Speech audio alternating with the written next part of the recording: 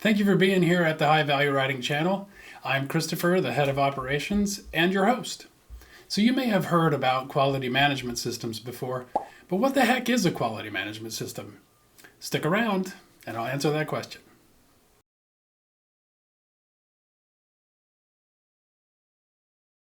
Before I continue, I need to say that there are a variety of quality management system standards out there, and each one uses its own specific terminology. So depending on which industry an organization operates in, there is likely a standard for that industry. So for this video, I'm going to speak in general terms that apply to a variety of industries. If I say something that you find is confusing, or you have a question about a specific topic, please leave a comment below and I'll do my best to answer your question. So what is a quality management system? A quality management system, or QMS, is a structured collection of policies, processes, and procedures that an organization uses to achieve a variety of goals. Now, these goals are different for every organization and may include goals like increased production efficiency, reduction of defects or non-conforming material, reduction of customer complaints, just to name a few examples.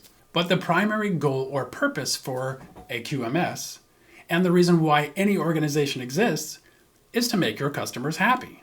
That is, to meet customer requirements with respect to the product or service that is provided. A QMS helps an organization meet their goals by clearly defining and controlling the who, what, when, where, and how an organization or the organization functions with respect to the particular products and services that it provides to its customers. This includes everything from organizational controls, production controls, documentation controls, resource controls, equipment controls, purchasing controls, and the controls put in place to control the effectiveness of the QMS itself. In future videos, I'll dig deeper into many of these topics and provide tips on how to optimize your writing for each. I'll also provide specific examples from my career on what you should consider when updating or editing your QMS documents, and examples about issues that I've encountered personally that you should absolutely not do. Now, some people may think that a QMS is just a vast collection of documents, and that's true. There are a lot of documents. But the quality management system is not only those documents, but the people involved in the QMS, and even the delivery platform, whether your company uses a paper-based QMS or a QMS software. All of those things combined in their entirety to make up the quality management system. Now, I previously mentioned the who, what, when, where, and how of the quality management system, but let me dig a little deeper into some of those topics. Who? This refers to almost everyone within your organization.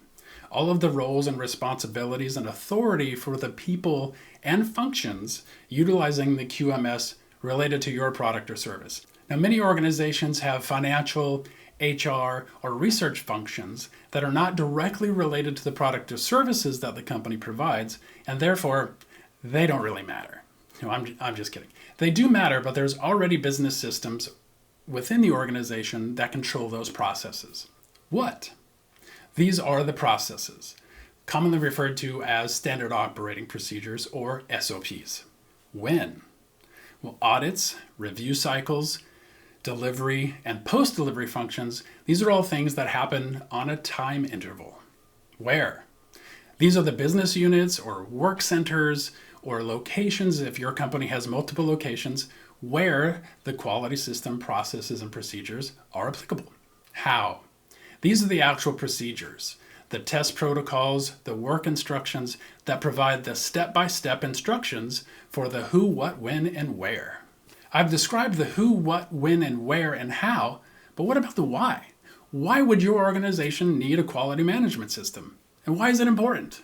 Well, some organizations, like medical device manufacturers, are required to have a QMS. But not all organizations are required. So why would your organization want a quality management system? Well, first thing, it makes your customers happy. By having a defined set of controls in place, you are more likely to meet customer requirements. Waste reduction. By doing things in a controlled manner, an organization can reduce wasted time and money. Risk reduction. Again, by doing things in a controlled manner, an organization can minimize process deviations that lead to uncertain outcomes. We don't like uncertain outcomes. Employee engagement. A trained, informed, respected, and engaged workforce, your employees, just do things better.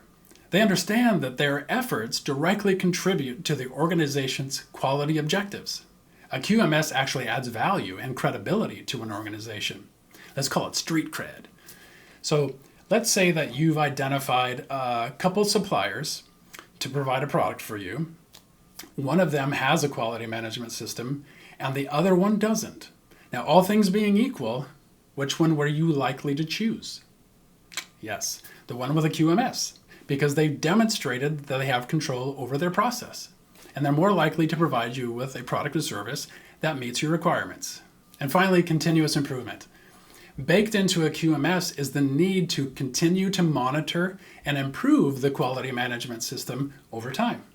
Okay, as I mentioned before, there are a lot of documents within a quality management system, and it is super important that they're easily accessible to everyone in your organization who needs them.